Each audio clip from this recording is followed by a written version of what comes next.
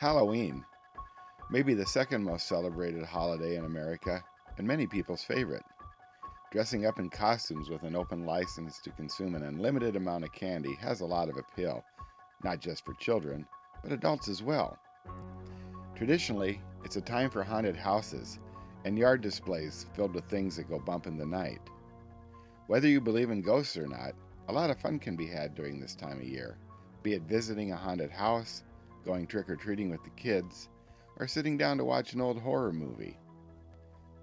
The popular video site YouTube has more or less replaced traditional TV, giving viewers unlimited content specific to their tastes. If you like ghost stories, there are plenty. Videos about haunted places, paranormal investigations, and other related topics abound. Around this time of year, a number of such videos show up in my feed featuring haunted places in my hometown of St. Paul. Ghost tours of the area have risen in popularity, and there are different ones to choose from. Varying in price and duration, they are very popular this time of the year. Dig, man, there goes Mac the knife. Also scattered among the videos in my feed are stories of notorious gangsters who frequented St. Paul in the 1920s and 30s. According to city historians, St. Paul was a home away from home for big city gangsters from Chicago.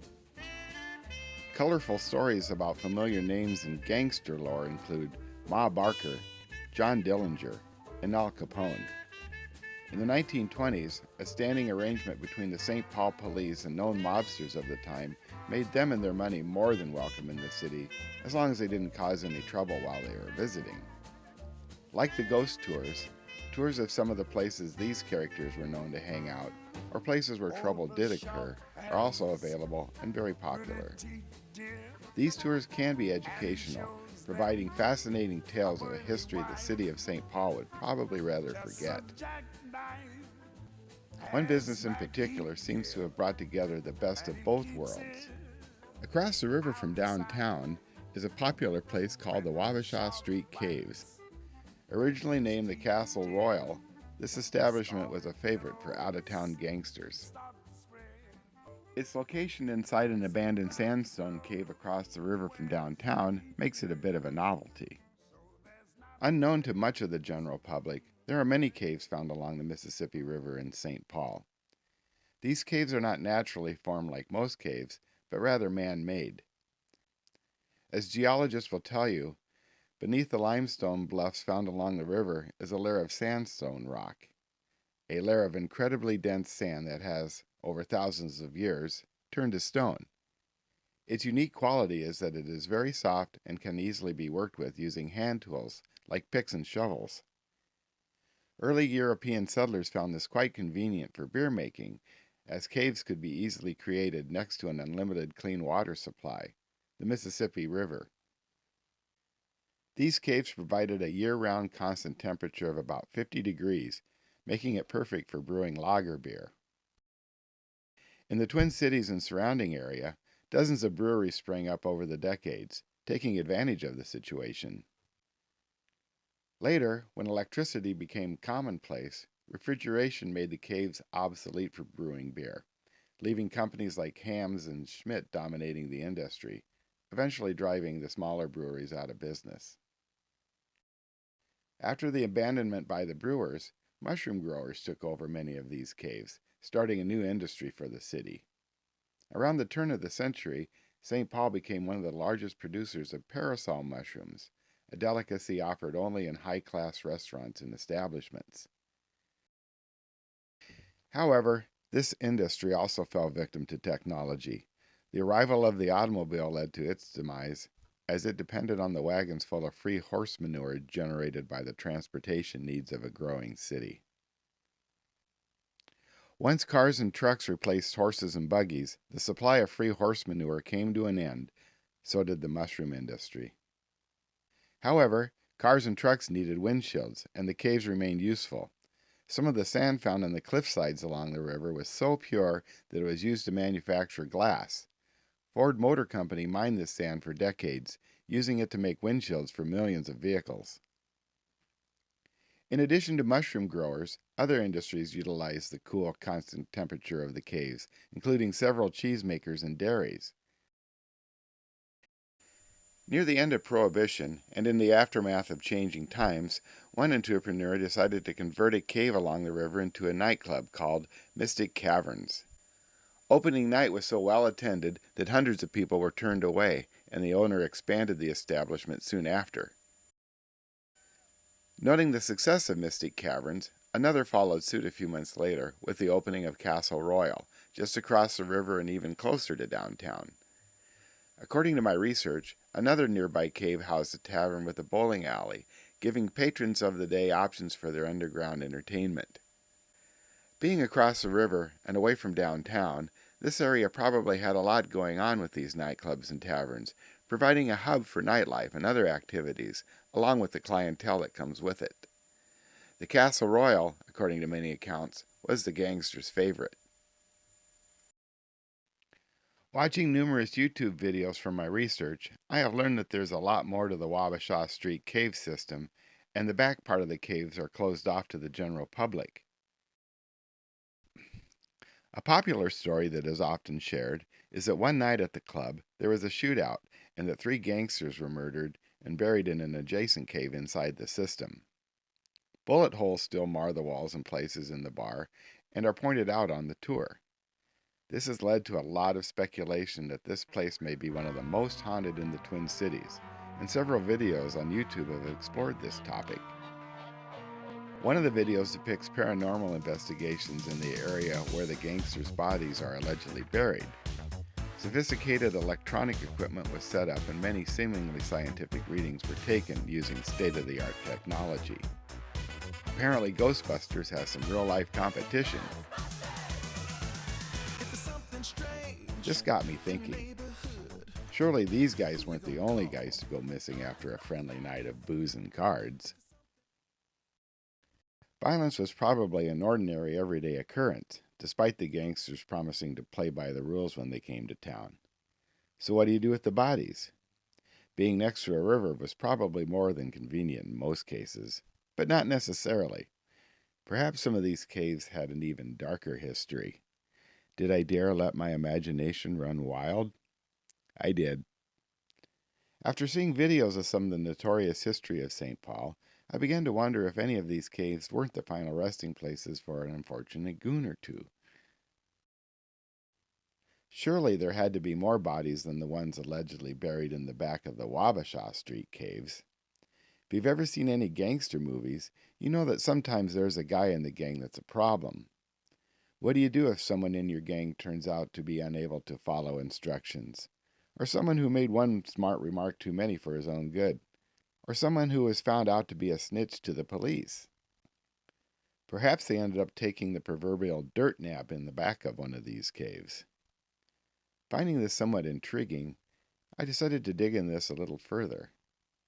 Here begins my journey into the rabbit hole.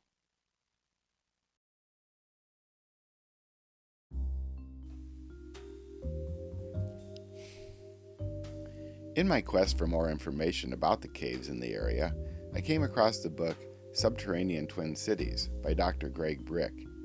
It's a fascinating read, combining city history with his exploration of the caves and tunnels that lie beneath the city. One of the closest cave systems to the one on Wabasha Street were used by the University of Minnesota to age cheese, and probably part of a research project. I wasn't able to ascertain the exact locations of these caves, but I had a pretty good idea where to look. According to Brick's book, Mushroom Valley starts at Wabasha Street and runs along the Mississippi through what is known as Lilydale, a tiny suburb nestled along the banks of the river. Driving through this area, you can easily spot where some of these caves are, or were. In my research, I discovered that some of these caves have been locations of fatal tragedies, some involving children and teenagers. One of the earliest incidents I could find was in the late 1950s, when 2 children were carving their names into the ceiling of an abandoned cave when it collapsed, killing them both. The city sealed the cave shortly thereafter. Similar fatal tragedies occurred over the decades, and, as time went on, the city saw fit to seal all of these caves. However, the city has seemingly been fighting a losing battle. Anyone who grew up in the area knows that some of these caves are party caves, going back as far as the 1960s. Numerous videos on YouTube depict these caves still today as popular spots for teenage parties. A few years ago, more than 200 partygoers were busted in one of these caves, having a full-blown rave, complete with a sound system and light show. It isn't exactly clear how they got electrical power down into the cave, but it did get the attention of the police, and at 2 a.m. on a Friday night, St. Paul Fire and Rescue responded. These caves are considered dangerous for a variety of reasons. Collapsing roofs aren't the only danger. In 2004, 4 teenagers decided to explore the cave one fateful evening and died from carbon monoxide poisoning, not from a fire they started, but from an extinguished fire that had been started in the cave several days earlier. Out of the 14 explorers, only one made it out alive. Burning wood emits carbon monoxide gas, which is deadly. Contrary to popular belief, these caves are not inhabited by homeless people. They're simply too cold for a useful shelter. Heading into a cave with a sleeping bag and a pile of wood for an underground camping adventure will probably be your last. Because these caves have been sealed, there is often very poor or no air circulation in some of these areas inside. This makes them dangerous for would-be explorers, unprepared for such situations. In an effort to learn more about these caves, I began watching the numerous YouTube videos depicting explorations of some of these underground complexes. Some of these videos, while somewhat informative, seem to be hastily recorded on cell phones as explorers hike through endless tunnels and passages, often giving the typical viewer a touch of motion sickness. Combined with poor lighting, some of these videos are barely watchable. All of these caves seem to have colorful names, such as Candyman Cave, Zen Cave, and Milk Truck Cave as well. Milk Truck Cave, sealed sometime in the 1960s, still contains milk trucks used by the dairy when it went out of business. Zen Cave sounds like it might be a nice place to relax. And Candyman Cave? I'm not sure about that one. Most agree that the Candyman Cave comes from a scene in the Candyman movie where there's a wall with a giant mural of the Candyman, and there's a doorway where his mouth is supposed to be. A similar mural exists within the cave and has been there for at least a couple of decades. However, one YouTuber claims it got its name due to a rumor that an old pervert used to live in the cave. Either way, it sounds like a place to be avoided. As I continued my research, I found out that these are not the proper names of these caves. Proper cave names are usually named after the original owners, like Lambert's Cave or Altendorfer's Cave. Another source of useful information in my research was the website Reddit. People often scoff when they hear the word Reddit, especially anyone who's spent any time on it. However, there are tiny nuggets of truth scattered in between the boulders of tall tales and outright lies. It was here I discovered other interesting facts about these caves. During the Cold War years, the U.S. government had all these caves surveyed for possible nuclear fallout shelters.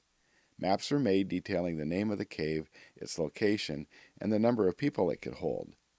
I'm not sure how that calculation came about, but it was an interesting idea. Who got access to these caves in case of such emergency is unclear. However, after the Cold War came and went, eventually the city decided to turn some of these caves into dumping grounds. Literally. Large chunks of the old Smith Avenue Bridge now fill a couple of the caves, nearly to the ceilings, and the same can be said of most of the other caves in the area. According to my research, only a few remain without debris. Why create landfills when you have thousands of feet of unused caves? Such was the logic of the city at the time. One of these fallout shelter maps appeared online with the author claiming that the cave contains an unmarked grave of a gangster from the days of old. I took this information, like all things on Reddit, with a grain of salt. Actually, the whole shaker.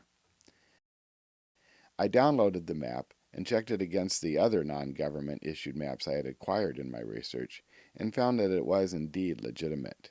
At least the map was. I wasn't sure about the grave. I also found the rest of the 1950s survey map collection online as well. Given today's political climate, I wonder if the city wasn't a bit premature in its decision to use these caves as a landfill, at the time thinking the Cold War was over. With this map, I was able to locate the system with ease and found that it was remarkably close to the Wabasha Street caves. The author of the post did not indicate the entrance of the cave, which, from what I understand, is frowned upon by the community, whomever they are. I was on my own for this one. I chose to take advantage of a nice October day and scouted out the area. No apparent entrances were to be found. Anything that looked like it might have been an entrance had been sealed long ago. Not to be deterred, I continued searching the area for a possible entrance, but no luck. I was nearly ready to give up when I got the idea of trying to get in touch with Dr. Greg Brick and get his opinion. He was on Facebook, but he did not respond to my friend requests. He's not an easy guy to track down. Occasional book signings and speaking engagements seem to occupy his time these days. My first 6 emails were ignored, but when I offered to buy beer, he responded. We made plans to meet in a few days, and he agreed to have a look at my map. Prior to my arrival, I set up a hidden camera to record our conversation. You must be Dr. Brooke from the book. I'd say I'd recognize you, but I rarely see you. I'm John Shackleton. Okay. And you are? Who are you? I'm John Shackleton. Well, I'm nobody. That's all you need to know. Number 2, huh? Number 2. Just call me number 2. Mind if I have a seat and join you? You care? I'll buy you guys beers. All right. Cool. Join us. How you doing? Okay, I guess. Beautiful day, huh? It's okay. Well, I appreciate the heck out of you meeting with me. I'm a big fan. I've read both your books. I love caves and caving, and I've never actually been in a cave myself. Where are you from? Son, where are you from? Yeah, it's not important. I've been doing a lot of watching YouTube videos about the well, some of them are your videos, Okay. I've really got an interest in the gangster scene in St. Paul back in the was it the 20s and 30s? Is that right? Is any of that stuff even true? Yeah. There were a lot of gangsters in St. Paul in the 20s and 30s, and they were here mostly because of the so-called O'Connor system, where there was Police Chief O'Connor. It's like they were on the lam from some job in Chicago. Okay. Maybe they whacked somebody or robbed a bank, and so they came here as long as they agreed they weren't going to cause any trouble, and they were identified that they were here, they weren't going to cause trouble, they could stay here for a while. Okay. So yeah, they were around. Kind of like a vacation spot. Kind of. As you consider St. Paul a vacation spot. From Chicago. Yeah. Well, okay, cool. That's true. Well, I noticed over there in the Lilydale area in the Wabasha Street or Avenue, Wabasha Street. There's a cave restaurant over there, and from what I understand, there were other cave establishments like a bowling alley and another nightclub in that area. Is that true? Yeah, there were some. After Prohibition ended, there were several cave nightclubs like Mystic Caverns and the Castle Royal on Wabasha Street.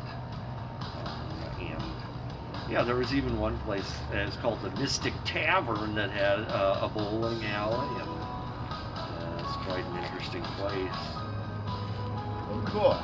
Well, what about gangster activity in these caves? Were they were they bootleggers? Did they use them for bootlegging? Did they stash large amounts of cash they didn't know what to do with? No, that's all a myth. And if you read the appropriate part of my book, which you said you had, a very well-known crime historian, Paul McAfee, has studied the issue of FBI files, and he found no evidence for gangsters in the caves, that was a special place for them. He found no evidence, and I think what the most telling thing is that you didn't ever really hear about gangsters around here in the caves until the 1970s. And that's when a guy tried to open up a restaurant in Castle Royal, one of the old nightclub caves. And he needed some kind of a gimmick. You know, Chuck E. Cheese has its mouse. Crab Shack has its crab. He needed some kind of gimmick, and he came up with Gangsters. Okay. And they went, but people who worked there during the 1930s said that's just BS. That they don't remember any gangster activity in there, in those caves especially. So I'm afraid you've wasted your time on that. Well, so if this map of a gangster grave I found on Reddit probably isn't. Okay, that's a real authoritative. Well, I did bring a copy of the map for you guys to look at, and maybe just tell me what you think. That's okay. Where did you get this? Well, Reddit. Gangster Grave. Ah, look at this. Look at this. I Gangster saw it. Grave. No. Oh, man. That's so much waste paper. Well, I appreciate you clearing this up for me. Like I said, No problem. Big fan of your book, and Great. Maybe someday you guys I can go caving with you, possibly. Do we invite this greenhorn? Well, what do you have to trade? I mean, you got. Well, what if I find a gangster grave? Okay. Well. Yeah. Sure. Okay. All right. Well, we're on with that. Tell you what, I'll go find out where your beers are, and yeah, that beer. Where is our beer? Yeah, and, exactly. I'll be in touch. All right. Well, good luck. Nice to meet you. Yeah. Bye. Where do you get these people? I don't know. It just randomly, I don't know. Where did he say this from again? Suckerville? Where is Gangster map? Oh, cave map. What?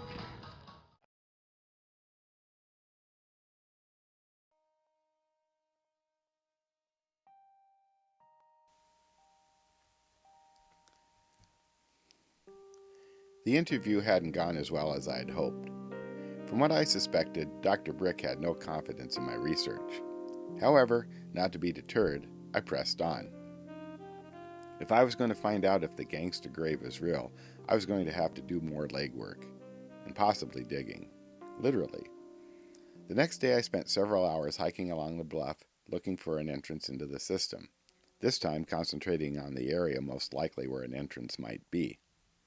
Many of the sealed caves could be easily spotted from the road or sidewalk. Some were plugged with rolls of snow fencing, and others with rolls of outdoor fake grass carpeting. I'm uncertain how the city determined that the use of these materials were best suited for this job, and found this very odd. What was even more unusual was the use of bicycle racks in plugging the entrances, sometimes with bicycles still chained to the racks. These were buried under sand and concrete, apparently to deter anyone from trying to dig them out in the future. However, the bicycle racks made it remarkably easy to find some of these long-buried cave entrances. During my hike, I did notice a no trespassing sign near a sealed-up cave, hidden in the foliage and nearly completely covered in graffiti. Not really much of a deterrent, if you ask me. Later, I came across a large sign denoting the deaths of 2 teens in 1992 from carbon monoxide poisoning and a warning to stay out of the caves. Apparently, I was on the right track. Searching for a couple of more hours made me question the feasibility of getting into this cave, as none of the known entrances seemed passable. Perhaps my map was no longer useful and the cave was permanently sealed. Cave maps are nearly impossible to find online, and for good reason. Getting trapped in these caves are situations the St. Paul Fire and Rescue Team have trained for. I was nearly on the verge of giving up when I discovered what looked like a scrap piece of plywood in a shallow hole. I'm not certain how I missed it before, but it sure looked like somebody was hiding something. Upon closer examination, I couldn't believe my luck. Under the plywood was a dark hole leading to who knows where. I had found what I believed to be the entrance to the system I had been looking for. I couldn't see much into the hole, but I made a note of its location and returned home to gather up the equipment I thought I was going to need. It may not have been apparent to some, but if you're going to explore any of these caves, the first thing you should consider is a carbon monoxide meter with an audible warning when carbon monoxide is detected. A good headlamp, a handheld flashlight, and spare batteries should also be on the list, along with a small first aid kit for cuts and scrapes. A canteen of water is also a good idea. There are a couple of other things I would take along as well, including the names and phone numbers of criminal defense attorneys, in case you're spotted trespassing around the area, which, according to the signs, is illegal. Once I had everything I needed, I headed back to the spot, this time with a rope and gloves. Dropping into the hole was fairly easy. The room was barely tall enough to stand up in and was about 10 feet wide. In the back there appeared to be a wall of loose rock covering what turned out to be a small passage, just big enough to crawl through once I'd cleared the way. There's no telling how far back it went, but there was only one way to find out. I put on my headlamp and proceeded into the darkness. After crawling about 20 feet on my stomach, I arrived in another, more natural-looking room. Perhaps it was unfinished for a reason. As I moved my light around the room, I discovered what appeared to be a makeshift cross with a black fedora hat sitting on top. As I peered into the darkness further with my flashlight, I realized that my quest was not in vain. All the reading and research had paid off. I had finally found the Gangsters Grave. For a while I savored my discovery, tired from the digging and the crawling. Should I share this discovery with the world, or should I keep it to myself? I could call the police and tell them what I found, but then I'd have to answer some uncomfortable questions and have to explain a lot of things I'd rather not. I sat there for a while contemplating my discovery, taking several pictures and videos before making my way back out of the cave. At this point, I decided that I would share my discovery with the skeptical Dr. Brick and see what he had to say now.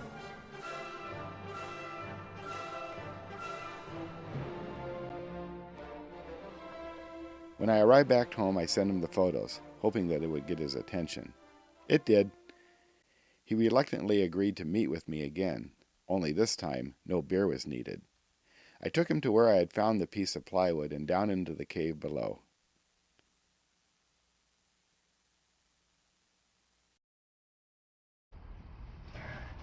Okay, man, I hope this is worth it. Well, it shouldn't be too much farther now. Damn. I think this is the spot here.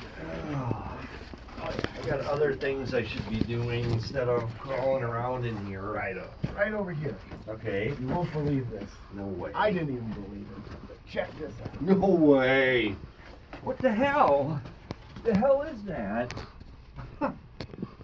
It's a fully preserved skeleton. Oh wow, does he have like any money on him or loot or? I'm not going anywhere near that. Oh. I don't know. Are we gonna report this or is this Are you something we nuts? should? Huh. Well, so I guess I was right, huh? Oh, wow, there were gangsters in St. Paul Caves. So, Wow. so am I in the club now? Yes, once you pay the annual fee, you are in the club. Cool. Do you take Venmo? Sure. Aye.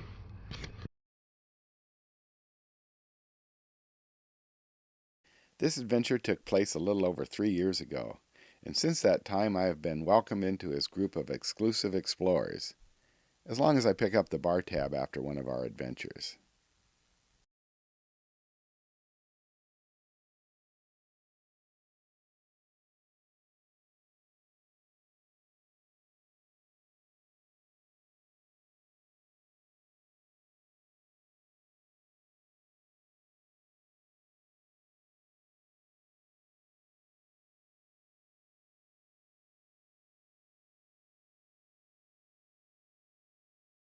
Hand up behind us. Okay, make it talk. So a guy walks into a bar. Yeah. So a guy walks into a bar. Cave humor. Let's make this cave humor. So a guy walks into a cave. Yeah. He's got a gun. Oh. And then he ends up like me. Oh no.